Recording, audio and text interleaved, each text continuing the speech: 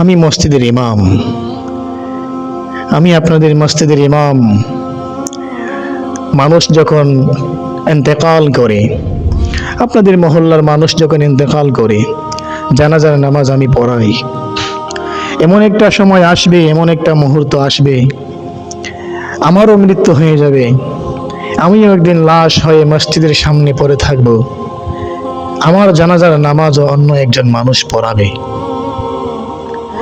আমি আপনাদের ইমাম, আমি আপনাদের মানুষের জানাজার নামাজ পড়াই। যারা ইন্তেকাল করে দুনিয়া থেকে চলে যায়, আমি তাদের জানাজার নামাজ পড়াই। কিন্তু এমন একটা সময় আসবে, আমার জানাজার নামাজটা আরেকজনে পড়াবে।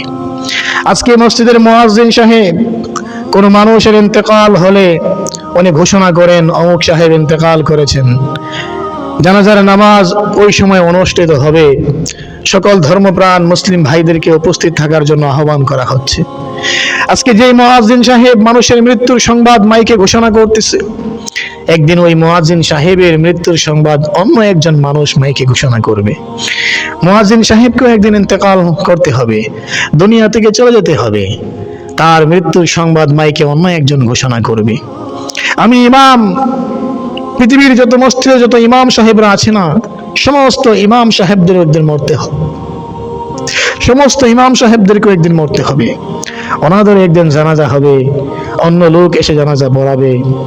তাদেরকেও একদিন মানুষ শেষ বিদায় দিয়ে দেবে। থাকতে পারবে না পৃথিবীতে, কেউ থাকতে পারবে না।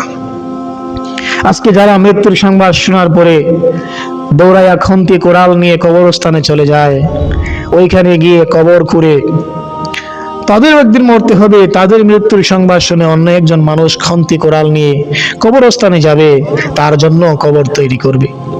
আমরা যারা আজকে কোনো মানুষের মৃত্যুর খবর শুনলে গোসল দেওয়ার জন্য দৌড়াইয়া যাই, মৃত ব্যক্তিকে গোসল দেব, একদিন ওই মানুষদেরও মৃত্যু হবে, তাদেরকে অন্য কেউ গোসল দেবে। আমরা আজকে মানুষকে কাফন পরাই, মৃত মানুষকে, একদিন আমার কেউ মানুষ কাফন পরাবে।